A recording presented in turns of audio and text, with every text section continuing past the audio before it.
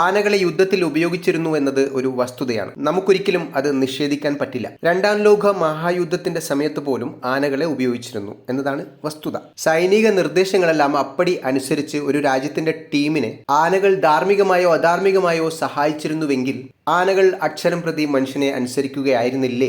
ആനകൾ ഇണങ്ങുകയില്ല എന്ന് പറയുന്നതിന്റെ അർത്ഥം എന്താണ്? ഇത്തരം സംശയങ്ങൾ നമുക്കും വരാം. അലക്സാണ്ടർ ഇന്ത്യ കീഴടക്കാൻ വന്നപ്പോൾ ഇവിടുത്തെ ആനപ്പടകളെ കണ്ട് മോഹിച്ചു അത്രേ. ഇത്രയും വലിയ ഗംഭീരമായ വലിയ ജീവികൾ ഉൾക്കൊള്ളുന്ന സൈന്യം തനിക്കും വേണമെന്ന് ആഗ്രഹിച്ച അദ്ദേഹം ആനകളെ തന്റെ സൈന്യത്തിലേക്ക് ചേർക്കാനായി പുറപ്പെട്ടു എന്നാണ് കഥ.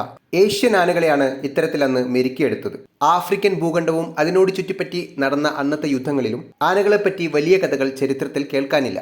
ആനകളുടെ അന്നത്തെ യുദ്ധത്തിൽ പ്രവേശിക്കാനുള്ള പ്രായം 60 നാട്ടിലെ ആനകൾ 80 വർഷം വരെ ജീവിക്കും. കാട്ടിൽ ഇതിന്റെ ശരാശരി ആയുസ് 70. ഈ 60 വർഷം വരെ ഇവരെ പ്രാക്ടീസ് ചെയ്യിപ്പിച്ചാണ് രണാങ്കണങ്ങളിലേക്ക് അന്ന് കൂട്ടിക്കൊണ്ടു പോയിരുന്നത്. മാത്രമല്ല ആണാനകളെ മാത്രമേ പ്രവേശിപ്പിച്ചിരുന്നുള്ളൂ. പെണ്ണാനകൾ എതിർവശത്ത് ആണാനകളാണെങ്കിൽ യുദ്ധം ചെയ്യാതെ പിന്തിരിഞ്ഞോടും എന്നതായിരുന്നു അന്നത്തെ വിശ്വാസം. വലിയ ശബ്ദങ്ങൾ ഇഷ്ടപ്പെടാത്ത ആനയെ ഈ 60 വർഷം വരെയുള്ള പ്രാക്ടീസ് കാലാവധിയിൽ വലിയ വലിയ ശബ്ദങ്ങൾ കേൾപ്പിച്ച് പ്രാക്ടീസ് ചെയ്യിപ്പിച്ചിരുന്നു. നമ്മൾ കഥകളിൽ കേൾക്കുന്നത് പോലെ രഥങ്ങളെ ചവിട്ടി മെതിച്ചുകൊണ്ടോ അപ്പുറത്തെ സൈന്യത്തെ കംപ്ലീറ്റ്ലി ചപ്പു ചവറുകൾ പോലെ ആക്കിക്കൊണ്ടോ ഒരു ആന യുദ്ധപ്പടയും യുദ്ധം ജയിച്ചിട്ടില്ല. അന്നത്തെ ആനകളുടെ യുദ്ധങ്ങളിലെ ചുമതല മനഃശാസ്ത്രപരമായിരുന്നു. അതായത് രക്ഷാകവചവും ധരിച്ച് ഈ വലിയ ജീവികളുടെ കൂട്ടം എതിർവശത്തു നിന്നും വരുമ്പോൾ ഏതൊരു സൈന്യമായാലും പേടിച്ചു പോകും. അങ്ങനെ ഒരു ഉൾക്കിടിലം ഉണ്ടാക്കുക എന്നതായിരുന്നു ഈ പടയുടെ പ്രധാന ധർമ്മം. അതിനു വേണ്ടി വന്നതോ 60 വർഷ കാലയളവിലെ പ്രാക്ടീസും.